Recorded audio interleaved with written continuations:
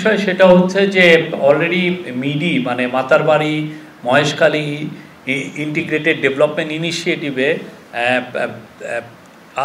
যেটা যে 6টা যে টার্মিনাল হবে ইনিশিয়ালি সেটা অলরেডি সৌদি আরবিয়ান একটা port company, port management company, Red Sea Gateway, তারপরে আবুধাবি পোর্টস, ডিপি ওয়ার্ল্ড এই সহ অনেকে ইনভেস্টমেন্ট করার আশা করেছে, আগ্রহ দেখিয়েছেন।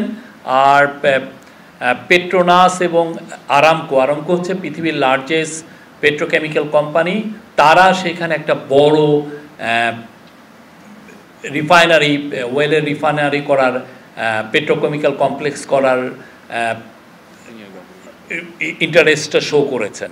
তো এছাড়া জাপানিজ কোম্পানি জেরা এবং অন্যান্য পেট্রোনাস এবং বেশ কিছু কোম্পানি যারা ইভেন মিডল ইস্টের কিছু কোম্পানি তারা ওইখানে ল্যান্ড বেস FSRU যেটার মাধ্যমে এলএনজি মানে এলএনজি টার্মিনাল করারও আগ্রহ প্রকাশ করেছেন। তো এটা ছিল।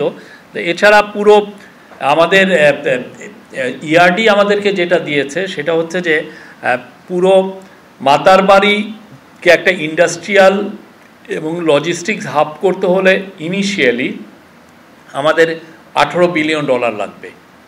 এই $18 বিলিয়ন আমরা মানে এইটা কি আমরা চেষ্টা করব যে এটা যাতে ডিসকাশনে আসে বা এই পুরো ভিজিটে এটা নিয়ে কথাবার্তা হয়, এটার একটা ইচ্ছা আছে। আর কক্সবাজারের ডেভেলপমেন্টের জন্য $2.5 বিলিয়ন এবং একটা ইন্টিগ্রেটেড কানেক্টিভিটি ইনফ্রাস্ট্রাকচার করার জন্য $3.3 বিলিয়ন। তো এই টোটাল ইনভেস্টমেন্ট রিকোয়ারমেন্ট এই পুরো জায়গায় আপাতত হচ্ছে $28.965 বিলিয়ন, মানে প্রায় $29 বিলিয়ন।